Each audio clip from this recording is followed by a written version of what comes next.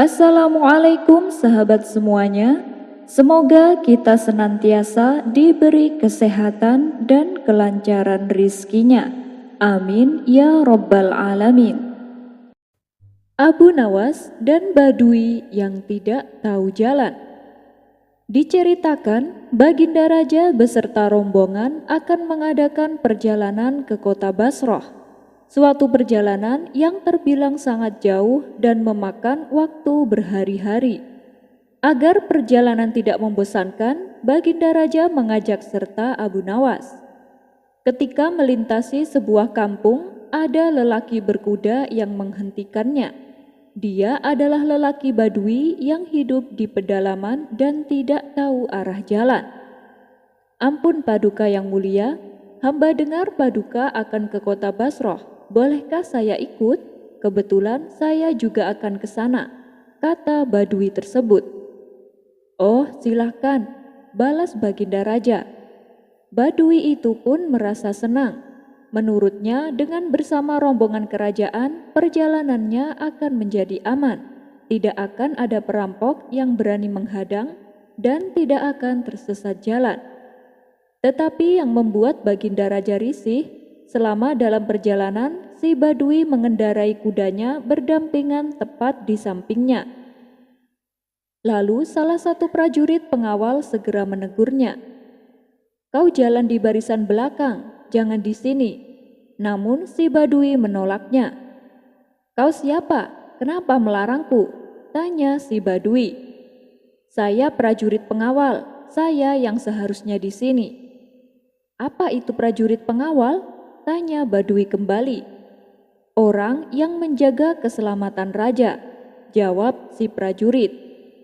Oh, saya juga ingin perjalanan saya selamat. Jadi saya harus berjalan di samping raja, balas si Badui.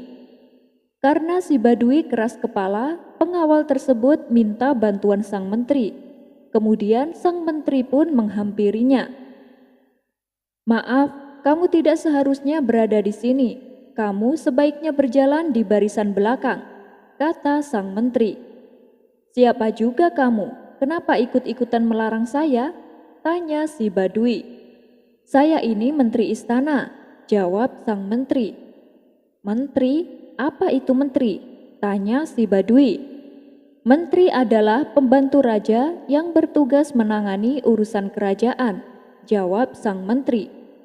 Oh, cuma pembantu, tak kira siapa. Sudahlah, jangan ngatur-ngatur saya. Pokoknya aku mau berjalan di tempat paling depan bersama Baginda Raja, ujar si Badui. Sang menteri pun juga kewalahan menghadapinya. Baginda Raja yang sedari tadi memperhatikan hanya tersenyum menyaksikan keberanian si Badui. Hingga akhirnya Abu Nawas menghampirinya. Tuan, sebenarnya Tuan mau kemana? Tanya Abu Nawas. Aku mau ke kota Basrah, jawab si Badui. Oh, ngomong dong dari tadi. Yang di barisan depan ini menuju kota Damaskus. Kalau yang menuju Basrah jalannya di barisan belakang, tutur Abu Nawas. Mendengar itu, si Badui ngomel-ngomel kepada pengawal dan menteri yang menegurnya. Dasar pengawal dan pembantu gila, kenapa tidak bilang dari tadi? Untung ada orang ini yang memberitahuku. Dia pun segera pindah barisan bergabung dengan rombongan paling belakang. Melihat itu, Baginda Raja tertawa terpingkal-pingkal dengan ulah akal cerdik Abu Nawas. Kisah selanjutnya. Dikisahkan ada sepasang suami istri yang taat beribadah. Meskipun mereka hidup dalam kemiskinan, namun mereka selalu bersyukur kepada Allah. Apalagi saat mereka dikaruniai seorang anak yang soleh.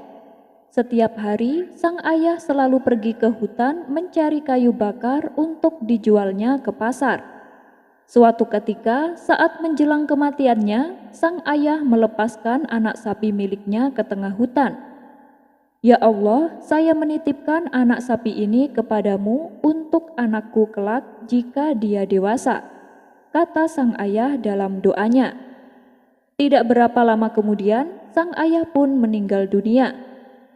Seiring berjalannya waktu, anak sapi yang dilepaskan di hutan kini menjadi sapi betina yang elok dan besar. Setiap kali sapi ini melihat ada orang di hutan, ia langsung berlari bersembunyi. Begitu juga dengan putranya yang dulu masih kecil, kini telah tumbuh dewasa. Ia menjadi pemuda soleh yang berbakti kepada ibunya. Si pemuda meneruskan pekerjaan ayahnya sebagai pencari kayu di hutan, yang kemudian dijualnya ke pasar. Uang hasil dari penjualannya, sepertiganya ia sedekahkan, sepertiganya ia berikan kepada ibunya, dan sepertiganya lagi ia gunakan untuk dirinya sendiri. Pada suatu hari, sang ibu berkata kepada anaknya, "Wahai anakku, sesungguhnya ayahmu telah mewariskan anak sapi betina untukmu. Dia titipkan kepada Allah di hutan ini. Carilah sapi tersebut. Berdoalah kepada atas nama Tuhan Nabi Ibrahim, Nabi Ismail, dan Nabi Ishak, agar mengembalikan anak sapi tersebut kepadamu.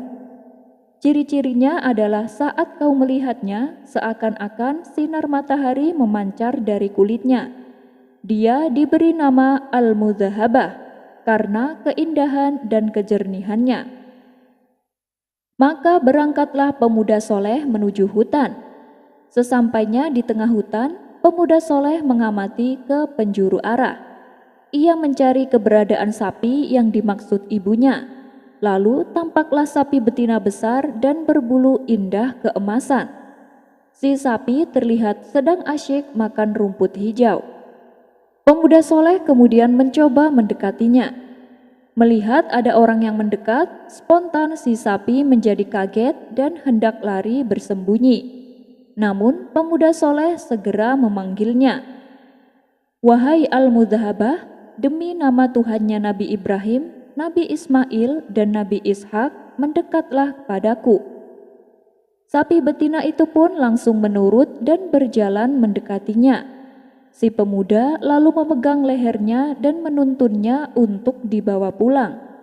Saat si pemuda hendak menuntunnya, tiba-tiba sapi tersebut bisa berbicara.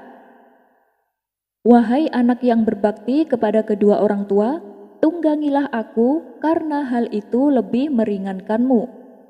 Pemuda soleh membalas, "Sesungguhnya ibuku tidak memerintahkanku untuk melakukan hal itu. Beliau hanya menyuruhku untuk memegangi lehermu." Sapi itu kembali berkata, "Demi Tuhannya Bani Israel, seandainya kamu tadi menuruti kata-kataku, niscaya selamanya kamu tidak akan bisa menguasaiku. Tetapi kamu lebih menuruti kata-kata ibumu. Ayo kita berangkat. Sungguh, jika engkau memerintahkan gunung melepaskan diri dari pangkalnya dan diperintah jalan bersamamu, niscaya ia akan melakukannya lantaran baktimu kepada ibumu." Tidak berapa lama, sampailah mereka di rumah. Si pemuda lalu menghadap ibunya. Ia memberitahukan kalau sapi yang dimaksud sudah didapatkannya. "Wahai anakku, aku kasihan padamu. Setiap hari engkau mencari kayu di hutan dan malamnya engkau gunakan untuk beribadah. Juallah sapi itu untuk meringankan bebanmu," kata ibunya. "Saya jual dengan harga berapa, Bu?" tanya pemuda soleh. "Juallah dengan harga 3 dinar. Bila ada yang menawar, jangan kau jual tanpa pertimbanganku," jawab ibunya. Pemuda soleh lalu berangkat pergi ke pasar untuk menjual sapinya. Di saat itulah Allah mengutus salah satu malaikatnya untuk menguji si pemuda kepada ibunya. Dengan menyamar sebagai manusia, sang malaikat menghadangnya di tengah jalan. "Hai anak muda, berapa akan kau jual sapimu?" tanya sang malaikat. "Saya akan menjualnya 3 dinar," jawab pemuda soleh. "Saya beli dengan harga 6 dinar, tetapi engkau tidak perlu meminta persetujuan ibumu," kata sang malaikat itu kembali. "Seandainya engkau memberiku emas seberat sapi ini, saya tidak akan mengambilnya, melainkan dengan ridho ibuku," balas pemuda soleh. Ia pun lalu pulang menemui ibunya untuk meminta persetujuan. "Baiklah, juallah dengan harga 6 dinar.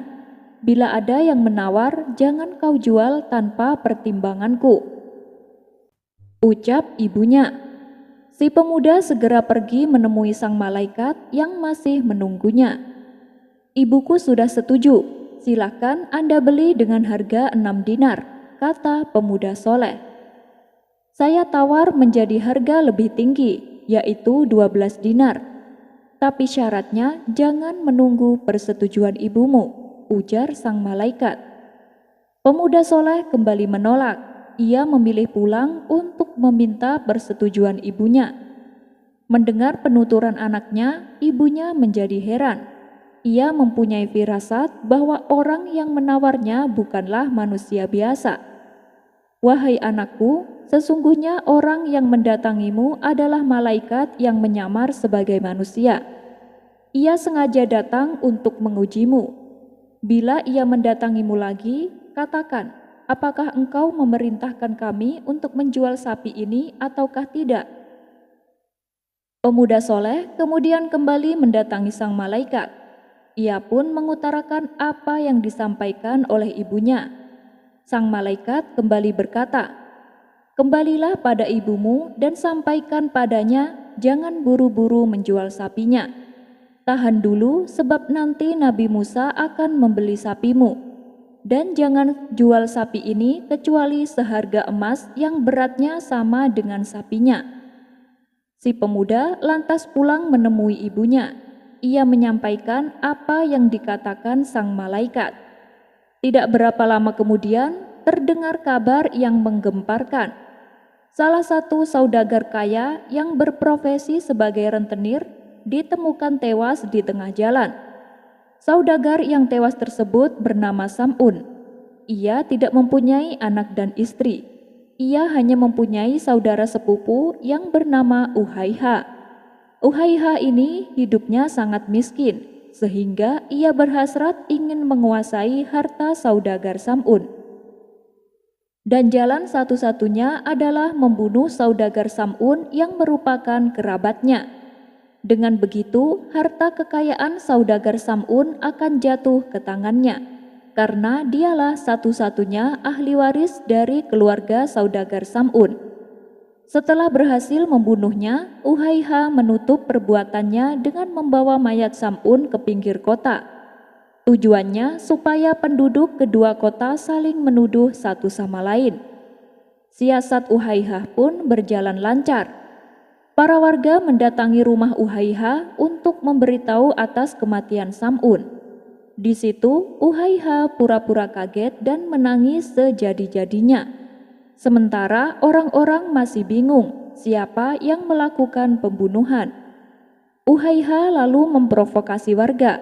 Ia menuduh pelakunya adalah orang dari kampung sebelah. Karena orang kampung sebelah punya banyak hutang sama Sam'un. Spontan orang-orang menjadi geram. Mereka pun berencana menyerang kampung sebelah. Ketika suasana semakin memanas, seorang kakek tua muncul dan berusaha untuk meredakan ketegangan. "Saudara sekalian, jangan biarkan setan menguasai diri kalian. Kalian telah termakan fitnah atas kematian saudagar rentenir ini. Aku yakin kalian semua membencinya karena dia adalah seorang rentenir," kata si kakek tua. "Tapi kan caranya berdagang bukan alasan untuk membenarkannya dibunuh," ujar salah satu warga. "Iya, engkau memang benar, tapi kematiannya juga bukan alasan yang tepat untuk bertikai dengan kampung sebelah. Sekarang temui Nabi Musa. Bukankah di tengah-tengah kita ada seorang rasul? Adukan perkara ini kepada beliau," kata si kakek tua mengusulkan. Usulan tersebut diterima warga. Mereka lalu menemui Nabi Musa. Nabi Musa sempat tertegun dengan masalah yang dialami warga. Beliau kemudian bermunajat kepada Allah supaya diberikan petunjuk. Setelah mendapatkan wahyu dari Allah, Nabi Musa lalu menyuruh mereka untuk menyembelih sapi betina. Perintah Nabi Musa sempat ditentang oleh mereka. Apakah kau hendak menjadikan kami bahan ejekan? Sekali lagi Nabi Musa meyakinkan mereka bahwa itu adalah perintah langsung dari Allah. Akhirnya mereka pun mempercayai perkataan Nabi Musa. Nabi Musa lalu memberitahu bahwa sapi yang disembelih bukanlah sembarang sapi, tapi sapi yang punya ciri-ciri khusus. Sapinya harus sapi betina dan sapi tersebut tidak pernah ditunggangi oleh manusia. Warna kulitnya kuning kemilau keemasan. Setelah mencari ke sana kemari, akhirnya ditemukan sapi yang dimaksud. Dan sapi tersebut adalah kepunyaan anak soleh yang berbakti kepada ibunya. Sesuai dengan amanat dari sang malaikat, pemuda soleh mau menjual sapinya, tapi dengan harga emas seberat sapinya. Demi untuk mengungkap siapa pembunuhnya, maka mereka pun menyetujuinya. Hampir separuh dari harta warisan saudagar yang tewas dibelanjakannya untuk membeli sapi milik pemuda soleh. Si pemuda kini menjadi orang kaya berkat besarnya rasa bakti kepada ibunya. Sementara sapi yang telah dijualnya disembelih oleh Nabi Musa. Lalu tulang dari sapi tersebut dipukulkan ke mayat Sam'un, si saudagar kaya. Tiba-tiba mayat Sam'un berbicara. Ia mengatakan bahwa pembunuhnya adalah saudara sepupunya sendiri yang bernama Uhaiha. Kini warga mengetahui siapa pembunuh sebenarnya. Mereka lalu menjatuhi hukuman mati kepada Uhaiha karena ia telah membunuh Sam'un dan memprovokasi warga untuk bertikai dengan kampung sebelah. Kisah ini terdapat dalam Al-Quran Surah Al-Baqarah yang artinya sapi betina. Abu Nawas dituduh mencuri keledai. Yang namanya hidup bertetangga, pastilah ada tetangga yang suka dengan kita, ada pula yang tidak. Begitu juga dengan yang dialami Abu Nawas. Meskipun dikenal suka menolong, tapi ada saja tetangga yang tidak suka.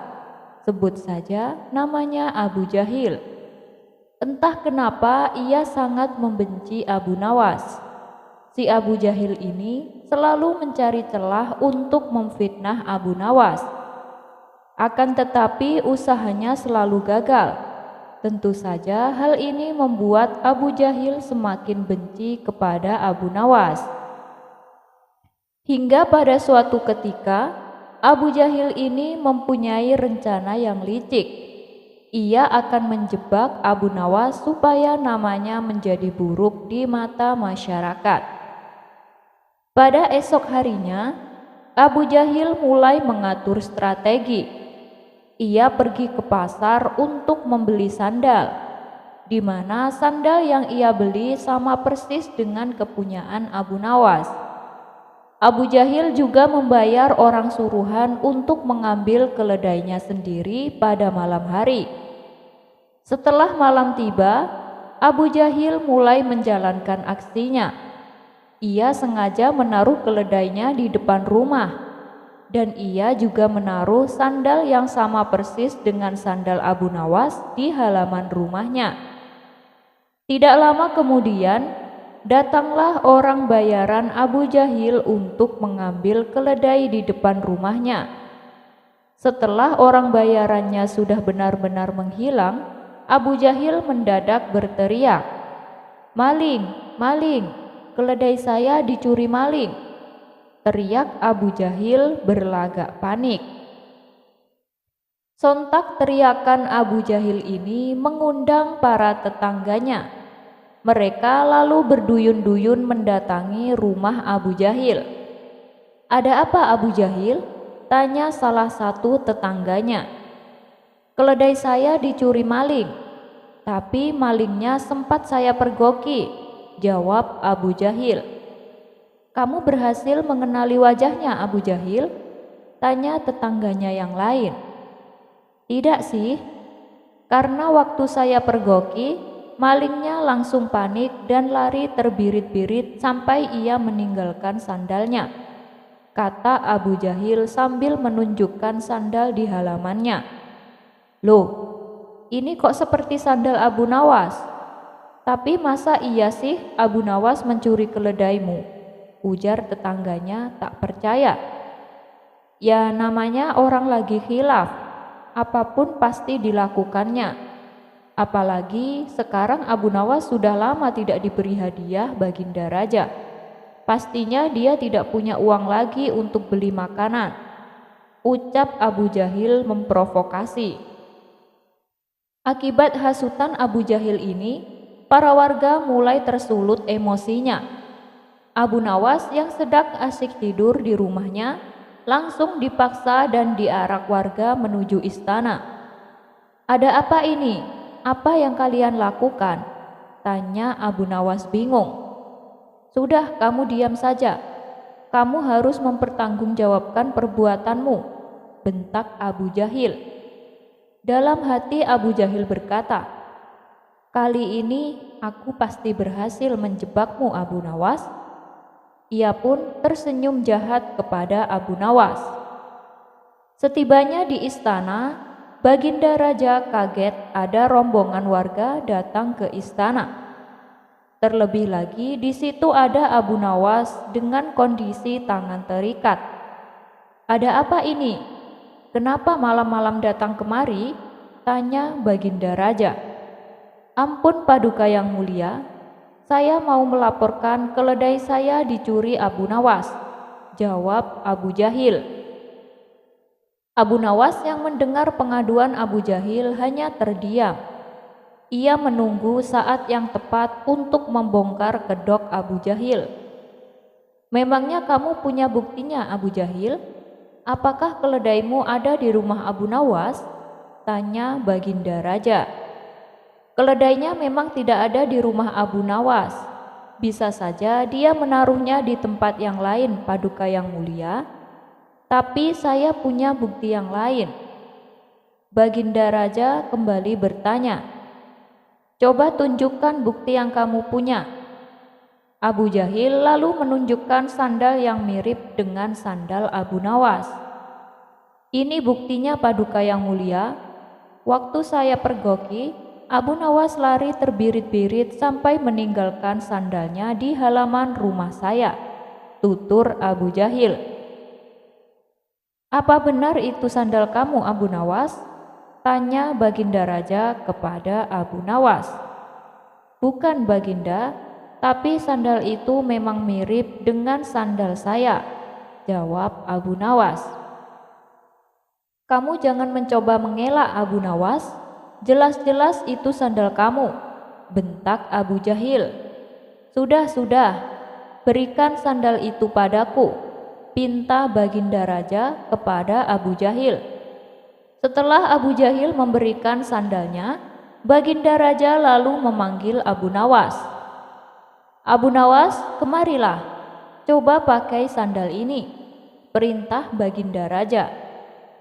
Dan setelah dicoba, sandal yang dibawa Abu Jahil tidak muat di kaki Abu Nawas. Melihat hal itu, Abu Jahil menjadi kelingsatan. Mukanya pucat dan keringat dingin mulai keluar dari tubuhnya. Ini jelas-jelas bukan sandal Abu Nawas. Kamu jangan menuduh sembarangan. Atau jangan-jangan kamu ingin memfitnah Abu Nawas, bentak Baginda Raja geram kepada Abu Jahil. Dengan mulut terbata-bata, Abu Jahil menjawab, maaf Paduka yang mulia, saya kira itu sandalnya Abu Nawas. Ternyata Abu Jahil salah perhitungan. Saat ia membeli sandal yang mirip dengan sandal Abu Nawas, Abu Jahil tidak mencocokkan dengan ukuran kakinya Abu Nawas. Di saat Abu Jahil mulai terbongkar rencana busuknya, Abu Nawas langsung melancarkan aksinya. Begini Paduka yang mulia, sebenarnya Abu Jahil sudah berulang kali mencoba berbuat jahat, tapi rencananya selalu bisa saya gagalkan, tutur Abu Nawas. Perkataan Abu Nawas ini juga dibenarkan oleh warganya. Benar Baginda, benar. apa yang dikatakan oleh Abu Nawas. Kami sungguh sangat menyesal dan kecewa karena kali ini kami termakan hasutan Abu Jahil. Kami minta maaf Abu Nawas, ucap mereka.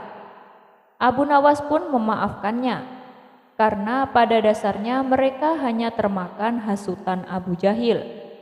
Sementara Abu Jahil langsung dimasukkan ke dalam penjara atas perbuatan yang dilakukannya. Kisah selanjutnya. Abu Nawas adalah orang yang sangat sederhana. Meskipun ia dikenal dekat dengan Baginda Raja Harun ar-Rasyid, tetapi kehidupan keluarganya cukuplah sederhana. Tidak memiliki harta yang berlimpah. Ia selalu berbagi dengan fakir miskin di sekitarnya. Jika ia mendapat rezeki yang berlebih, seperti ketika mendapat hadiah dari Baginda Raja. Selain menjadi orang terdekat raja, sehari-harinya ia juga bekerja serabutan seperti kebanyakan orang di kampungnya. Kadang ia berkebun, menebang pohon, menjadi tukang kayu, dan pekerjaan-pekerjaan lainnya yang dianggap halal. Suatu waktu, pada musim kemarau, Abu Nawas tidak mendapatkan pekerjaan apapun. Ia juga jarang diundang Baginda Raja, sehingga ia tidak mendapatkan hadiah. Pemasukan Abu Nawas semakin menipis. Ia hanya mengandalkan sisa dari tabungan untuk membiayai keluarganya sehari-hari. Kadang Abu Nawas mengisi kekosongan waktunya itu dengan beribadah saja, karena memang tidak ada pekerjaan yang lainnya. Suatu hari, istri Abu Nawas meminta sesuatu kepada suaminya. Ia pun berkata, "Wahai suamiku, kapan kau berikan kepadaku sebuah gaun yang indah? Beberapa hari ini engkau hanya menghabiskan waktumu untuk berdoa saja," ucap istri Abu Nawas. "Tapi semuanya kulakukan dengan ikhlas, hanya untuk mendapatkan ridho Allah," jawab Abu Nawas. "Kalau begitu, mintalah upah kepada Allah," sahut istri Abu Nawas. Spontan Abu Nawas beranjak menuju pekarangan rumahnya. Dengan berbekal sehelai tikar dan alat beribadah yang lainnya, Abu Nawas mulai bersujud untuk menyampaikan permohonannya kepada Allah. "Ya Allah, berilah hamba upah 100 keping perak," ujar Abu Nawas dengan suara lantang dan dilakukannya berulang-ulang. Rupanya suara Abu Nawas terdengar oleh seorang tetangganya yang kaya dan sedang beristirahat di depan rumah. Mendengar permohonan Abu Nawas, tetangga itu pun berniat untuk mengerjai Abu Nawas. Ia langsung melempar sekantong uang perak 100 keping ke arah Abu Nawas. Abu Nawas pun dibuat kaget. Ia tidak percaya apa yang telah ia dapatkan. Ia pun langsung mengambil uang tersebut dan langsung berlari menemui istrinya di dalam rumah. "Istriku, aku memang wali Allah. Aku baru saja mendapatkan upah dari Allah," kata Abu Nawas kegirangan. Melihat Abu Nawas sudah membawa lari uangnya, si tetangga pun tidak terima. Dia langsung menemui Abu Nawas untuk meminta uangnya kembali. "Hei Abu Nawas, kembalikan uang yang baru saja aku lemparkan tadi. Itu milikku," kata tetangganya. "Bagaimana mungkin uang itu milikmu? Aku memohon kepada Allah, dan uang yang jatuh itu pasti jawabannya," kata Abu Nawas.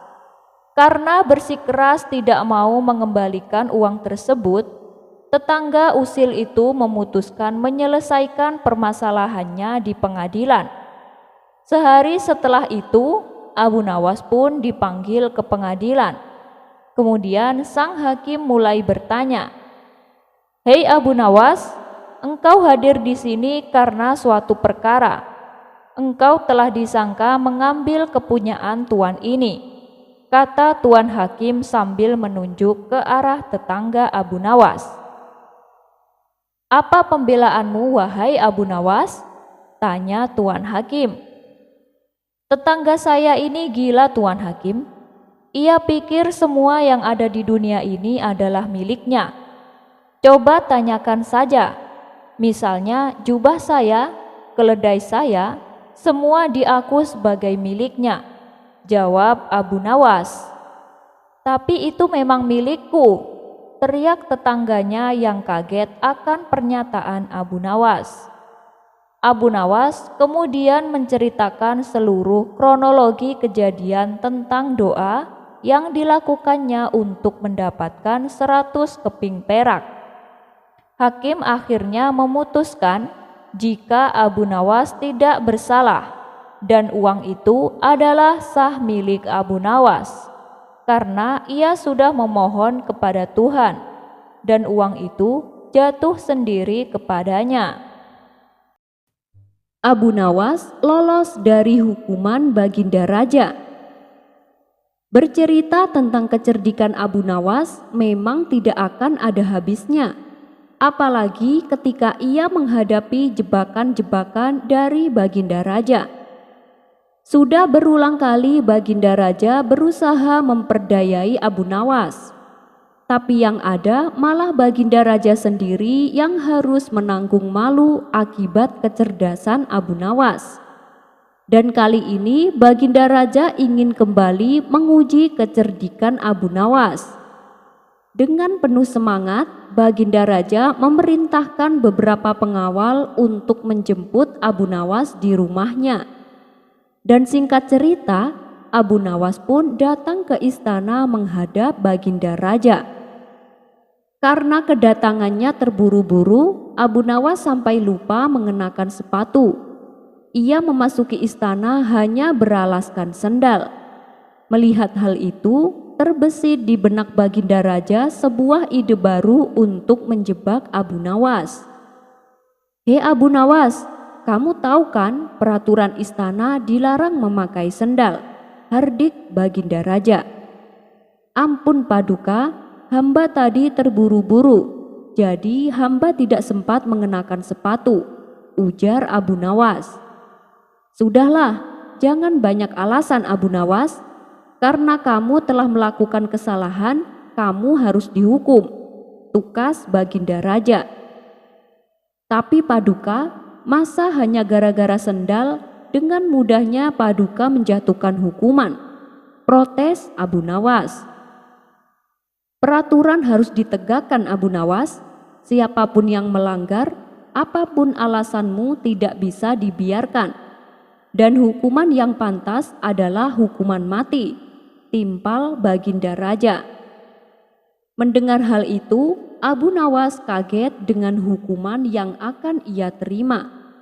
Ah, ini sih akal-akalan Baginda Raja. Dia pasti sudah menyiapkan jebakan, pikir Abu Nawas. Baiklah Paduka, saya mengaku bersalah. Silahkan Paduka hukum saya. Tetapi saya minta satu permintaan Paduka. Setelah saya menjalani hukuman mati, saya minta hadiah 100 dinar untuk keluarga saya, tutur Abu Nawas. 100 dinar? Itu kan jumlah uang yang sangat besar Abu Nawas, ujar Baginda Raja. Ya, benar Paduka, tapi istri dan anak-anak saya kan berhak mendapatkan kebahagiaan selepas kematian saya, balas Abu Nawas. Baiklah, permintaanmu saya kabulkan, ucap Baginda Raja. Maka Baginda Raja memerintahkan salah satu pengawal untuk mengambil seekor anak ayam yang masih kecil. Lalu anak ayam itu diberikannya kepada Abu Nawas. Tentu saja hal ini membuat Abu Nawas bingung dengan maksud Baginda Raja. Untuk apa anak ayam ini Paduka? Yang saya mintakan uang 100 dinar, bukan anak ayam Paduka, kata Abu Nawas. Jangan khawatir Abu Nawas, uang 100 dinar sudah aku siapkan. Dan anak ayam yang kau pegang itu akan menentukan bagaimana cara kamu dihukum mati. Silakan dibunuh dengan cara apapun terserah kamu. Tapi ingat, saya juga akan membunuhmu persis seperti cara kamu membunuh anak ayam itu. Terang Baginda Raja. Jadi, hukuman mati yang akan hamba jalani itu sesuai dengan cara anak ayam ini mati, Paduka? Tanya Abu Nawas memastikan. Ya, benar Abu Nawas. Silakan kamu bunuh anak ayam itu. Perintah Baginda Raja. Sejenak Abu Nawas terdiam.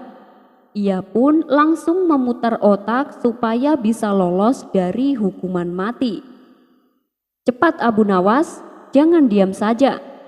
Kalau kamu tidak tega membunuh anak ayam itu, tidak apa-apa.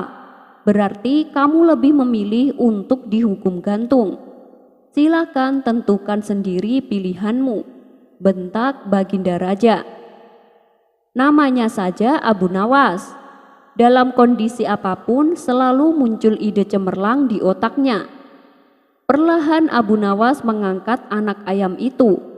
Lalu ia dekatkan pantat anak ayam itu ke mulutnya. Dengan menahan rasa jijik, Abu Nawas meniup-niup pantat anak ayam tersebut secara berulang-ulang. Melihat hal itu, Baginda Raja menjadi bingung. Hei Abu Nawas, maksudmu apa? Saya menyuruhmu untuk membunuhnya, ucap Baginda Raja. Ya, ini saya sedang melakukannya, Paduka, balas Abu Nawas. Baginda Raja pun bertambah bingung dengan jawaban Abu Nawas. Maksudmu bagaimana Abu Nawas? Tanya Baginda Raja tak mengerti. Ya, beginilah cara saya membunuh anak ayam, Paduka. Saya tiup pantat anak ayam ini supaya perutnya penuh dengan angin. Lama-kelamaan pasti dia akan mati, kata Abu Nawas menjelaskan. Baginda Raja pun tertawa dengan tingkah Abu Nawas ini. Kamu memang cerdik Abu Nawas, balas Baginda Raja. Jadi gimana Paduka? Hukuman saya kapan dimulainya? Tanya Abu Nawas. Gak jadilah Abu Nawas, hukumanmu aku anggap selesai. Dah, silahkan kamu pulang, jawab Baginda Raja. Tapi Paduka, bukankah tadi Paduka sudah janji akan memberikan saya 100 dinar bila saya selesai menjalani hukuman, balas Abu Nawas. Baik, akan aku tepati janjiku, ujar Baginda Raja. Baginda Raja pun kemudian memberikan uangnya kepada Abu Nawas. Berkat kecerdikan Abu Nawas, ia pun kembali lolos dari hukuman mati. Malah ia membawa pulang hadiah yang sangat banyak. Kisah selanjutnya. Dikisahkan, Abu Nawas mempunyai keledai yang sangat penurut. Kemanapun Abu Nawas pergi, ia selalu mengajak serta keledainya. Banyak warga yang mengagumi keledai milik Abu Nawas. Bahkan ada beberapa orang yang menawar dengan harga tinggi. Namun Abu Nawas menolaknya. Suatu kali saat Abu Nawas berkeliling kampung bersama keledainya, ia dibuntuti oleh 2 orang pencuri. Kedua pencuri ini ingin mengincar keledainya Abu Nawas. Saat azan duhur berkumandang, Abu Nawas pun berhenti sejenak di sebuah masjid untuk menunaikan sholat. Ia lalu mencari sebuah pohon untuk mengikat keledainya. Abu Nawas tak menyadari bahwa ada 2 orang pencuri yang sedang mengikutinya. Kau tunggulah di sini, aku akan ke masjid dulu, ujar Abu Nawas kepada keledainya. Ketika Abu Nawas pergi masuk ke dalam masjid, 2 orang pencuri ini segera mendekati keledai milik Abu Nawas. Kita kelabui saja Abu Nawas, bawalah keledai ini pulang dan aku akan berpura-pura jadi keledainya, ucap salah satu pencuri. Kemudian salah satu pencuri membawa pergi keledai milik Abu Nawas. Sementara itu, satu pencurinya berpura-pura menjadi keledai. Ia mengikatkan tali keledai tersebut ke lehernya sendiri, agar Abu Nawas percaya bahwa keledainya telah berubah menjadi manusia. Usai menunaikan sholat, Abu Nawas kembali mendatangi keledainya.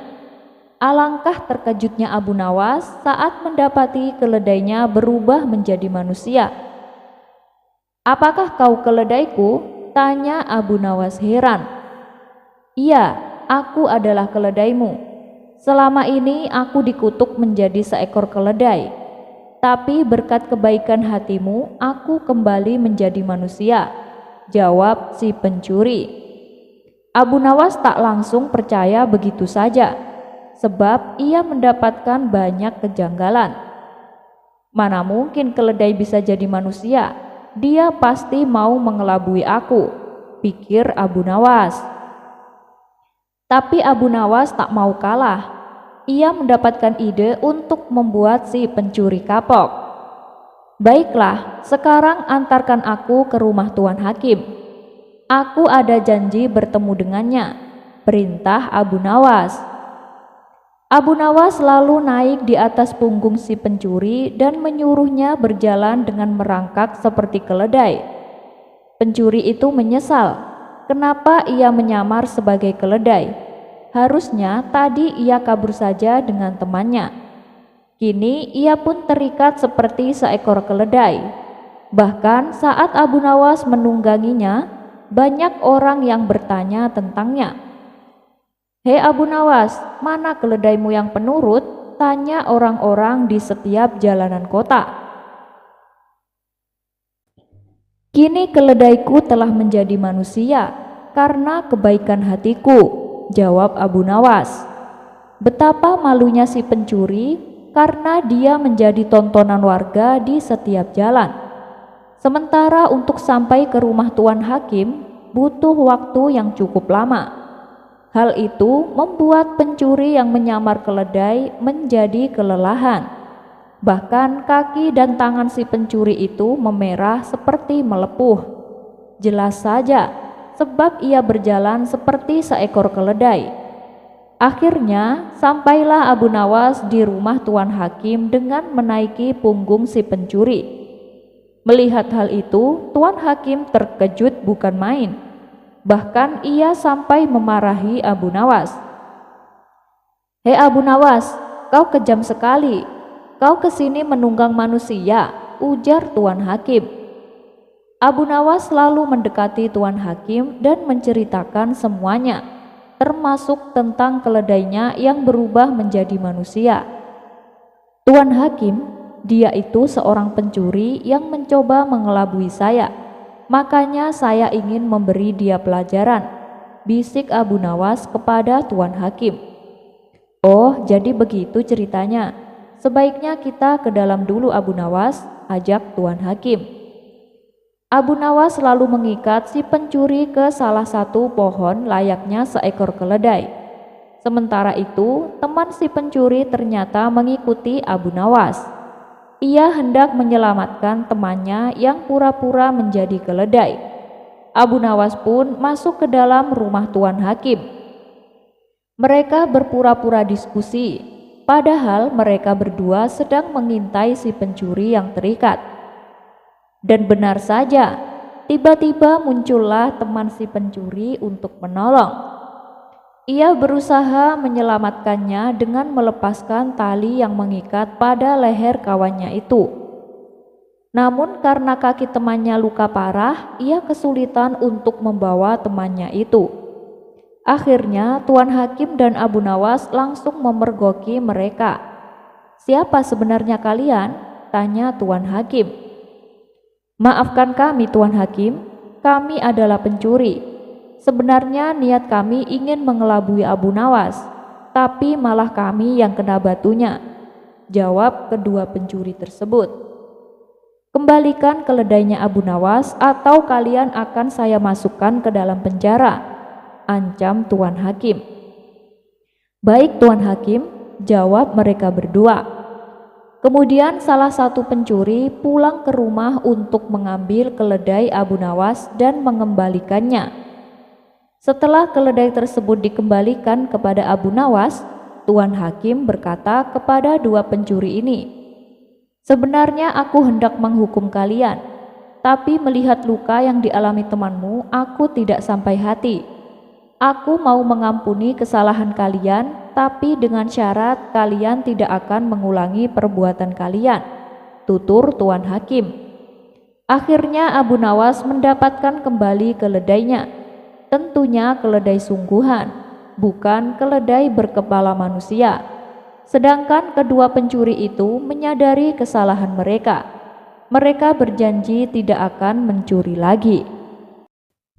Abu Nawas mengintip dua malaikat sedang bagi-bagi. Tak diragukan lagi memang, sudahlah kita akui Abu Nawas dan Abu Jahil itu pembawa kebahagiaan. Setiap kehadiran mereka selalu mengundang gelak tawa. Bahkan kejadian yang seram sekalipun tak luput dari kekonyolan mereka. Seperti pada kisah berikut ini, Abu Nawas dan Abu Jahil memergoki malaikat maut dan malaikat penjaga kubur sedang bagi-bagi penghuni kuburan. Berikut kisah lengkapnya. Diawali pada suatu malam, ada dua orang pencuri sedang melancarkan aksinya. Mereka mencuri buah kurma di sebuah kebun milik penduduk setempat. Karena mereka berdua sangat lihai, hanya dalam waktu singkat, dengan mudahnya mereka mampu mengumpulkan sekarung buah kurma. Setelah berhasil mencuri buah kurma, mereka segera berlari ke arah kuburan untuk menghilangkan jejak. Tatkala hampir mencapai gerbang kuburan, salah satu pencuri tersandung dan terguling-guling. Akibatnya, dua buah kurma terlontar dari karung, jatuh tepat di depan gerbang kuburan. Tapi karena terburu-buru, mereka pun meninggalkannya begitu saja. Dua pencuri ini langsung masuk ke tengah kuburan untuk bersembunyi. Ketika dirasa sudah aman, kedua pencuri ini lalu membagi hasil curiannya. "Kamu satu, aku satu. Kamu satu, aku satu." Begitu seterusnya. Saat kedua pencuri ini sedang sibuk menghitung, lewatlah Abu Jahil. Mendengar ada suara aneh di tengah kuburan, kaget, takut dan ngeri seketika dirasakan oleh Abu Jahil. Ia pun mempercepat langkahnya meninggalkan kuburan sambil mulutnya komat-kamit membaca doa. Dan di saat di tengah perjalanan pulang, Abu Jahil berpapasan dengan Abu Nawas yang kebetulan juga sedang jalan sendirian. "Hei Abu Jahil, kamu kenapa terlihat ketakutan begitu?" tanya Abu Nawas. "Itu Abu Nawas, tadi waktu aku lewat kuburan, aku mendengar suara mengerikan," jawab Abu Jahil dengan terpatah-patah. "Ah, mungkin itu hanya perasaanmu saja Abu Jahil," ujar Abu Nawas. "Enggak Abu Nawas, benar. Aku jelas-jelas mendengarnya. Kalau kau tidak percaya, ayo aku antar kamu ke sana," timpal Abu Jahil. Karena penasaran, Abu Nawas pun menuruti ajakan Abu Jahil. Setelah sampai di depan gerbang kuburan, Abu Nawas mendengar suara yang diceritakan oleh Abu Jahil. "Kamu satu, aku satu. Kamu satu, aku satu." Abu Nawas semakin penasaran dibuatnya. Ia pun mengintip area tengah kuburan dari luar pintu gerbang. Namun karena kondisi gelap, sehingga tidak kelihatan dari siapa suara itu berasal. Abu Nawas, apa mungkin itu suara malaikat maut dan malaikat kuburan?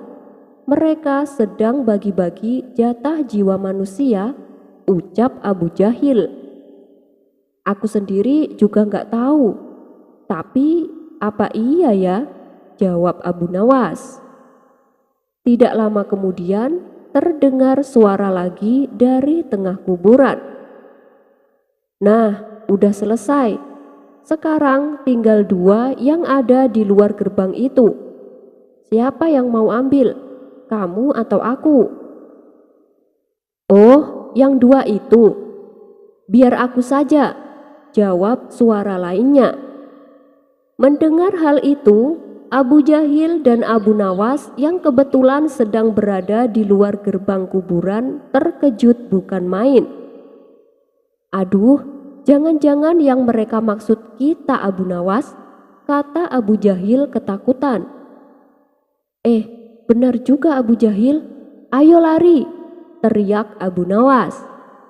Keduanya pun langsung kabur terbirit-birit dengan penuh ketakutan. Dan tak lama kemudian muncul salah satu pencuri menuju gerbang untuk mengambil 2 buah kurma yang jatuh sewaktu mereka masuk ke dalam kuburan. Sekian dulu perjumpaan kita kali ini.